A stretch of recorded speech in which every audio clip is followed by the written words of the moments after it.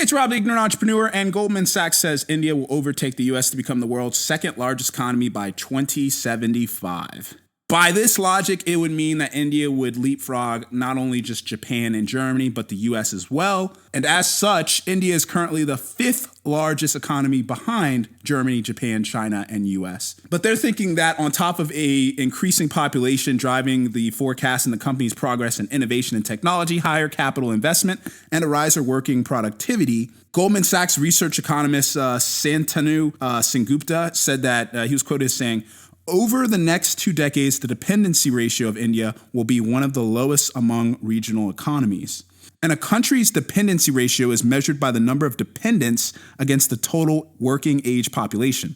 A low dependency ratio indicates that there are proportionally more working age adults who are able to support the youth and elderly. So one of the keys that's going into this prediction is going to be the growing population and boost to the participation in the labor force. Now, why I find this quite interesting is even although India's government has placed a priority on infrastructure creation, especially with setting up roads and railways, with actually the country's recent budget aims continue a 50-year interest-free loan program to state governments in order to do so, I'm interested because I'm not so sure if a high population is going to necessarily mean a greater economy in the future. I think some of the best AIs is going to contribute to that.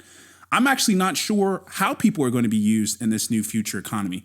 I'm not even sure how much time it's going to take for these type of technologies to be taken over.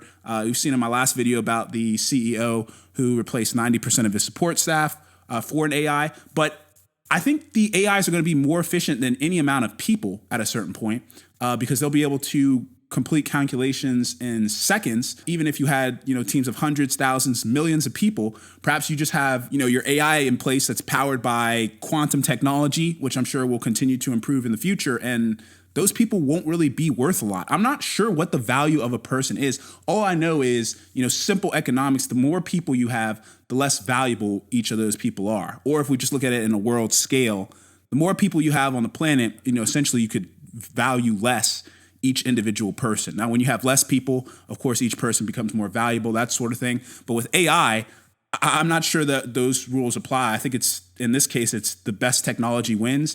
And perhaps there's a point where the technology can only improve but so much, but it's able to complete these tasks at, whatever rate. So I'm wondering if they're taking that into account, or they're just like, that's just something that they're not even just considering. They're still believing that people are going to be the best capital. Now, one of the downside risks that they did mention is that a mere 20% of all working age women in India are in employment. Net exports have also been a drag on India's growth because the country runs a current account deficit. The bank highlighted, however, that services exports have been cushioning current account balances. So what does that mean? People are taking advantage of services in India.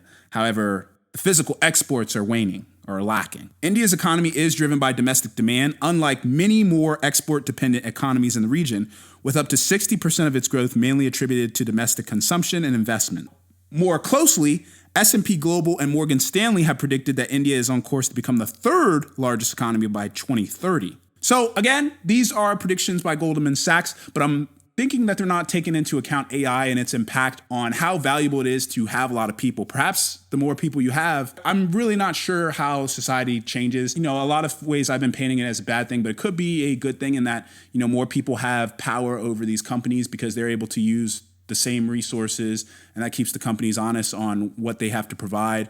I certainly foresee a situation where just a lot of companies aren't needed. So when a lot of companies aren't needed, you don't need a lot of workers. And of course, for the companies that are still going to be there, they'll be able to use the AI themselves. So again, I believe that the whole entire system has to change, and capitalism just will not work with this type of efficiency mindset. So even back to the affirmative action thing, it's like, oh, we want people with the best merits. Well, have your best merits against AI. Let's see how you do, right? The entire system will have to change, and perhaps it's a system that actually does make the world a better place where people don't have to worry about working. They're just able to reap the benefits of being alive. And in that case, I'm not sure, I'm sure the rich and wealthy, they'll be able to take some of that universal basic income and, make themselves even better off, whatever that looks like in the future. But that's my own personal take. Let me know what you guys think in the comment section below. Don't forget to like and subscribe. This has been The Ignorant Entrepreneur. I'm out.